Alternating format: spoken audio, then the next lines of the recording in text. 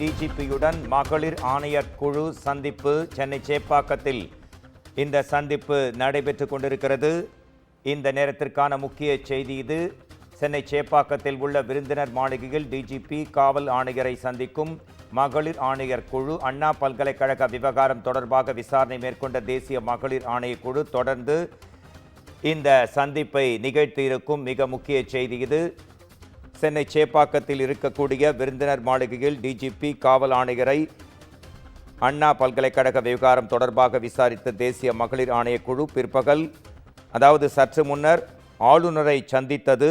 முழு விவரங்கள், முழு விசாரணை நடைபெற்று முடிந்தவுடன் இது குறித்து தெரிவிக்கப்படும் என்று செய்தியாளர்களிடம் அவர்கள் தெரிவித்தார்கள். இந்த நிலையில் தொடர்ந்து இந்த விசாரணை மிக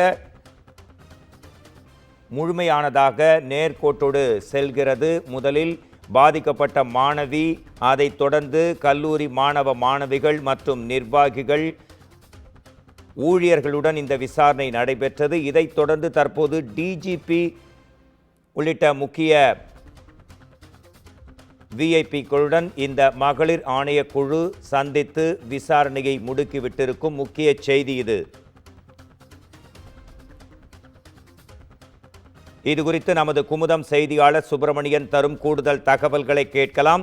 சென்னை சேப்பாக்கத்தில் அமைந்திருக்கக்கூடிய விருந்தினர் மாளிகையில் டிஜிபியுடன் மகளிர் ஆணையர் குழு சந்திப்பு நிகழ்ந்திருக்கிறது. சற்று முன்னர் 7 மணி நேரமாக அண்ணா பல்கலைக்கழகத்தில் பாதிக்கப்பட்ட மாணவி மற்ற மாணவ மாணவிகளுடன் இந்த விசாரணை நடைபெற்று முடிந்திருக்கக்கூடிய இந்த சூழ்நிலையில் தற்போது டிஜிபியுடன் குழு சந்திப்பு நிகழ்ந்திருக்கிறது. உங்கள் தகவல்களை தரலாம் சுப்பிரமணியன்.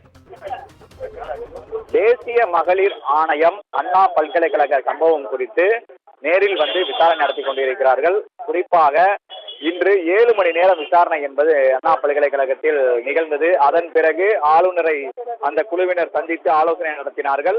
நாளையும் விசாரணை தொடரும் என்று அதனுடைய உறுப்பினர் மம்தா குமாரி தெரிவித்திருந்தார்.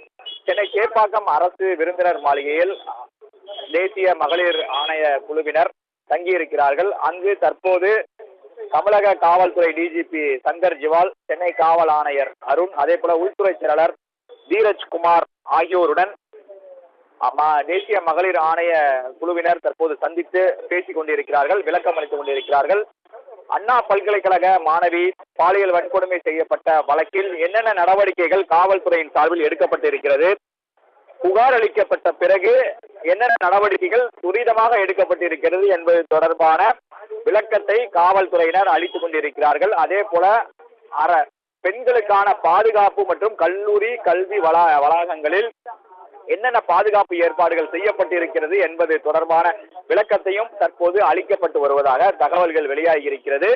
இந்த சந்திப்பு கிட்டத்தட்ட அரை மணி நேரத்திற்கு மேலாக நடந்து கொண்டிருக்கிறது. இன்று இந்த சந்திப்பு முடிந்த பிறகு நாளையும் விசாரணை என்பது நடக்க இருப்பதாக தேசிய மகளிர் ஆணையம் தெரிவித்திருக்கிறது. நன்றி. உங்கள் தகவல்களுக்கு, இந்த முக்கிய செய்தி குறித்த முக்கியமான விவரங்களுக்கும் தகவல்களுக்கும் நன்றி சுப்பிரமணியன்.